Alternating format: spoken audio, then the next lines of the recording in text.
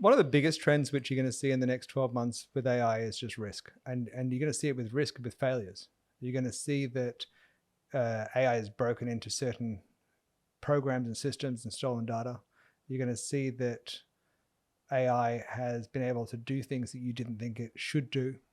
And the capability is beyond the current reasoning of what people think the capability is. That's why the human in the loop is not enough anymore. Understanding what is actually in the code. So the question is, for the AIs that are being built, are they self-coding? Is the AI coding itself? Or is a human actually sitting there and writing every line of code?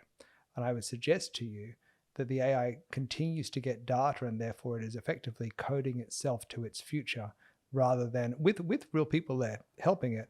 But they're using the AI to code, which means the AI is coding. And therefore, I think that creates an outcome of that they don't know the capability till they see what it's capable of. That's why they run these controlled tests and see what it can do. And it is becoming more and more capable every day. Everybody in their brain thinks about linear things. They think about things one sequence to the next to the next. AI runs as an exponential, which is a concept that most people don't get. Mathematicians, scientists sort of thing get it. But that's when you see the dramatic difference. You say, well, that's not the same this time. Why is it suddenly more powerful? I didn't realize it could do that. And that's what you're going to see the next 12 months is a superhuman capability where it is doing things beyond the realm. And that's going to create a lot of uncertainty. That's going to create a lot of fear for society. And a lot of, I think, politicians will play down the fear. But the fear is real. The capability is real. So now you've got to say, well, how do we work together?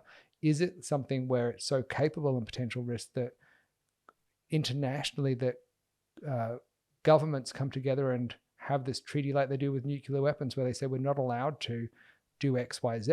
And you might find a similar AI treaty. I'd be surprised if governments are not already talking to each other to have similar laws, similar concepts come through, because it is needed. And I'd suggest that for a lot of governments, they're behind the eight ball unless they're actually watching what the AIs are doing. And America's taken a great stance of, let's go and actually see what's happening with the AIs before they get released. Because it's the only way which you can actually understand capabilities to be part of the process of understanding what's inside it, what's under the hood. It's a really interesting field, but it does come with some emotions and conversations and uncertainty that the public will feel in the next 6 to 12 months very strongly as they see some of the capabilities come out.